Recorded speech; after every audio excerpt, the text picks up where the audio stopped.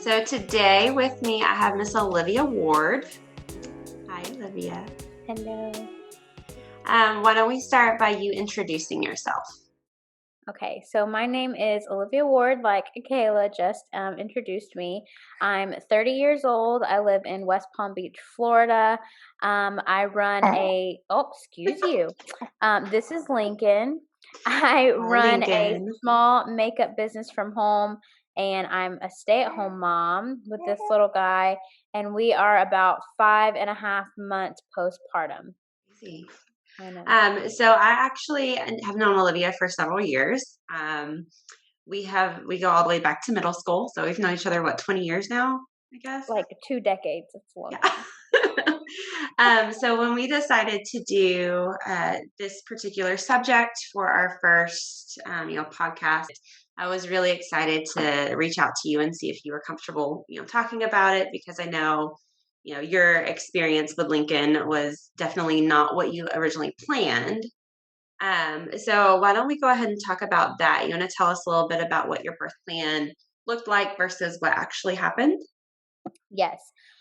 So I had planned on an at-home, all-natural water birth. I was super excited for it. I not only took a natural birthing class, but I also did a hypnobirthing class as well, which basically just took you through hypnosis and really trying to relax your mind and your body to prepare you for birth. And so I did I think both of them were both 8-week classes. And so I felt super prepared. I definitely educated myself on what a natural birth looked like, different ways to help me go into labor naturally, and was doing all of those things. I was eating my dates. I had a really good diet. I was taking vitamins. I ended up doing a couple different tinctures in the last couple of weeks just to try to naturally put me into labor. And I ended up carrying Lincoln a lot later than expected. So I was um, 42 weeks and I think 3 or 4 days by the time I gave birth to Lincoln. So pushing that 43 weeks of being pregnant. And so when we hit 42 weeks, I met with my midwife and we had decided to try to induce my labor by inserting a Foley catheter, which basically the one that we had two little balloons. One was inside of my cervix, and then the other one, oh no, baby, the other one was right outside of the cervix. And so we inserted those and then pumped them full of saline to try to induce my labor. And what was supposed to happen was the catheter was supposed to,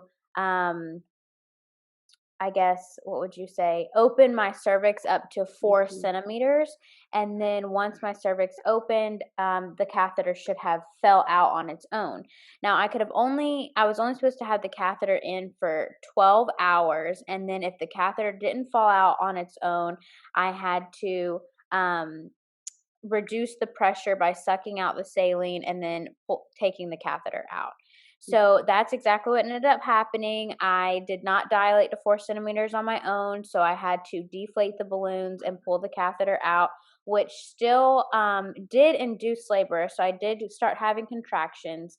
But then what happened was I reached 4 centimeters and then stayed at 4 centimeters for 72 hours. Ooh, that was a Um, long time. Yes. So what started as trying to get ready for this home birth and getting prepared and everything like that, resulted in having to have some type of intervention, and then that intervention ultimately did not work, and I ended up having to be transferred to the hospital. So I did have my midwife and doula present, and they were with me and coaching me through, and the midwife checked me 2 different times, and I was still only 4 centimeters. But at that time, my contractions were so strong, and they were a minute apart. They thought that I was 12 centimeters and like ready to go, but every time they would check me, I was only 4. But they said that my contractions were so strong and so close together that typically they would see moms in that amount of pain ready to start pushing. And so they were really shocked that I was having such strong contractions and was only still 4 centimeters. Yeah, that's a, a long time to be in labor, and that's all, Yeah. that transition pain is definitely not something that you want to be in for a long time. So, No, and the um, problem was, that he just was not engaging. He was still sitting really high, and so he just was not, engaging into my pelvis or my cervix region. So, it just he did not want to come out. He just was tucked he in was there safe. comfortable in there. Yes, and he did not wanna come out, and so we tried different, techniques with my doula. I did spinning babies. I did end up getting in the birthing tub with warm water to try to relax my body more and try to help with contractions. And what ended up happening was my water ended up breaking, and it had been broken for longer than what they felt was safe, for me to continue to labor at home. And then I also started leaking, oh my Meconium. gosh, yes. And so when they started seeing that, then that was kind of the sign for, okay, we would suggest you going to the hospital. And even at the hospital, you can still try to do a semi-natural birth. We would just recommend getting an epidural to see if that would help your body relax a little bit more to help the baby engage. And then after the epidural, then you can still try to um, labor vaginally, but that did not end up working out either. My body was able to metabolize the epidural, and so within 2 hours, it completely wore off. I could feel everything down on my toes. They gave me 2 more rounds to see if that would help, and they quickly wore off as well. And so at that point, I was in so much pain that they were like, we need to get this baby out. It's been too long since your water's been broken. There's a lot of meconium now leaking, and you are clearly in distress, and we need to get the baby out. Now, you said you're metabolizing the epidural very quickly. Did you have a fever? Is that kind of what was happening? No Mm-mm. fever. Okay, that's No fever. And my midwife and the doctors at the hospital even said that they couldn't believe how high my pain tolerance was because I had been in labor for so long and because my contractions were so strong and so close together. And I was just like still trying to just power through it because I just yeah. did not want to give up on having, my natural vaginal birth. And I was just Mhm. trying to just power through it. But I ultimately was in so much pain. Yeah. And so he was delivered via C-section, right? Yep. So, another thing that was hard for me to get through was I didn't have just a normal C-section. It was emergency C-section where I also had to be intubated. So my husband still couldn't be in the room.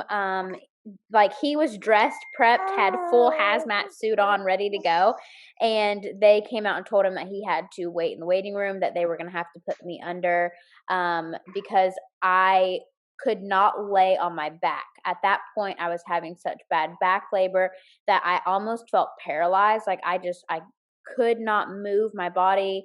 I could not lay down. I was just in such excruciating pain. So they decided to just completely, knock me out. Yeah. And so because of that, my husband could not be in the room, and that also caused um, a longer period of time after the baby was born for me to like be reunited with him because I had to be in recovery and then they had to wait for me to wake up. He had to go to the NICU just to be checked out and make sure that he didn't ingest any of the meconium and he wasn't having any type of infection or fever or anything like that. So from the time they took him out, from the time that I saw him, it was probably about 4 to 5 hours, which Wow. was really hard for me too because I Yeah. had also planned for that kangaroo care for him to be put on my chest and for the you know, for him to kind of, what is it? To have the prolonged cutting of the umbilical The cord and all yeah. these different things I had like wanted, right? And those also didn't happen. So this whole birth plan that I had envisioned and planned and mentally prepared for just completely went out the door. So it was really hard to process afterwards, just like all the things that kind of went wrong. Yeah, of course. So, was there anything that anybody said or did that kind of helped or maybe made things worse for you in terms of processing and like being okay with the differences between the way you wanted it to go and the way it went, like in the midst Yeah, so some of the things that helped were, excuse you again, sir, of it? was that my midwife and my doula were super encouraging of the transfer. They were trying to tell me like I did not fail, that I could that my the goal was to have the baby safely, and it did not matter if that was at home or in the hospital. We just needed the baby to be safe. My midwife also contacted the hospital and told them that I was on the way, told them kind of everything that was going on, and sent all of my medical records, just so that we didn't have to kind of deal with all of that when we got to the hospital. So that was super helpful. And they just really encouraged me. My doula even went with us, even though it was like 12 o'clock at night. She went all the way to the hospital with us and made sure that we got checked in and everything was good to go when we got there. Um, the one thing that I did not have prepared that I think could have helped me was I did not have a hospital bag packed. Okay. And, one thing that I really do wish I would have done was prepared for the worst just in case the worst happened. That was Mhm. one thing that I did not do that I wish I had done, just so that we could have gotten out the door sooner, because basically we had to throw everything together, and I'm having contractions trying to think of everything I need my Yeah. husband to grab, when I could have just had a bag packed and kind of threw it in the bottom of the closet and just forgot about it. And then if we happened to need it, it would have been packed and ready to go. We wouldn't have had to do all that trying to rush out the door. Mhm. So that was one thing. And then after having the baby, um, I just really reached out to like you and a lot of my other friends that were already moms, a lot of my family members, just to try to kind of vent, all Yeah. of the emotions and feelings I was having, and really just talk through what happened and try to figure out, okay, did I make any mistakes? Was there anything I could have done or changed? And the answer was always no. I mentally and physically did everything in my power to try to have my baby naturally and at home and follow the plan that I had planned for. But he had other plans, and Mhm. just accepting that he was here, he's safe, he's healthy, he's strong, and ultimately we didn't have to stay in the hospital. We were there for 3 days and then was able to go home. So that to me was a blessing, that I was safe, he was safe, and we came home together. That's wonderful. I love that you have such a positive outlook on it. It is very easy. I find for moms to sometimes get caught up in, the what should have versus what did. And I do think that you definitely overcame that very beautifully in your, journey. So good Yeah. for you. I'm so happy for you that, everything worked out well. Do you still, is there anything that you still kind of struggle with at 5 months postpartum? Yes. So I was a part of a lot of Facebook groups, like natural Facebook groups and natural mom groups, and Mhm. different things like that. And so even to this day, it's really hard to read or see someone's successful home birth, Yeah. because I it makes me emotional that I wasn't able to experience that. And um, I try to, like you said, stay positive and just focus on my baby's happy, he's healthy, he's strong, and there's nothing wrong with him. I try to focus on that because it really is easy for me to focus on, when he was first born, I wasn't there. I wasn't the first person to hold him. Um, there was such a long period of time from the time he was born to the time I got to hold him for the first time. I really struggled after he was born being on the postpartum floor and hearing all these moms with their babies in the room with them, and my baby having to be in the NICU, and I could only see him every 3 hours for an hour. And so things like that, it was really easy for me to kind of get on that negative path, but I just had to change my way of thinking and just think about all the things that did go right, as far as having a amazing labor and delivery team.